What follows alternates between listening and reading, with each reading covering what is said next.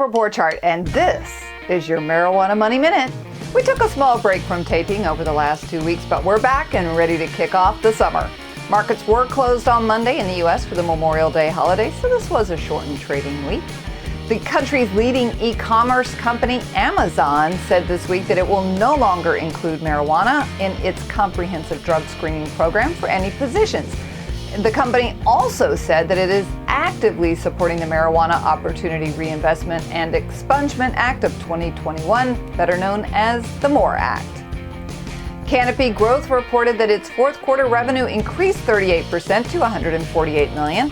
The net losses, though, for the quarter were $617 million, and if that seems terrible, well, it's an improvement over last year's net losses of $710 million for the same time.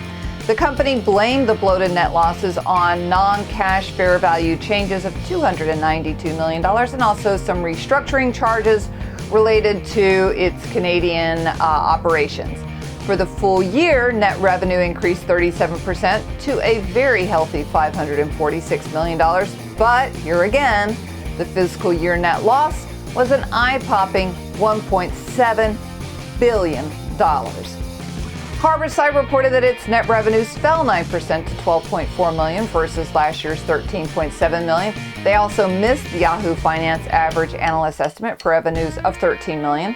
The company blamed the decline on decreased store traffic due to COVID restrictions. However, there were also declines in the wholesale business related to lower yields. Now, their net losses for the quarter grew 21% to $2.9 million from last year's $2.3 million. Hollister Biosciences also reported their earnings this week. The first quarter revenue came in at $23.1 million. That was an increase of 97% over the fourth quarter's $11.7 million. Now, the net income for Hollister in the first quarter was $2 million. That's versus a net loss last year of $2.2 million. Investors were pretty pleased with that. The stock moved higher by almost 20% on the news. The Scots Miracle-Gro company announced increased sales and earnings guidance for fiscal 2021.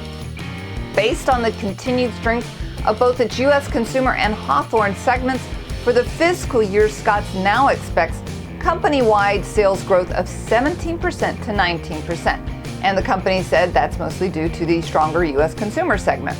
Scots now expects sales growth to hit between a range of 7 and 9%. That was better than the previous range of 4 to 6%. Hawthorne sales also continue to exceed expectations. They now expect the sales growth to be between 40 and 45%. Their previous guidance had been 30 to 40%. And those are the big headlines for the week. I'm Deborah Borchardt with the Green Market Report.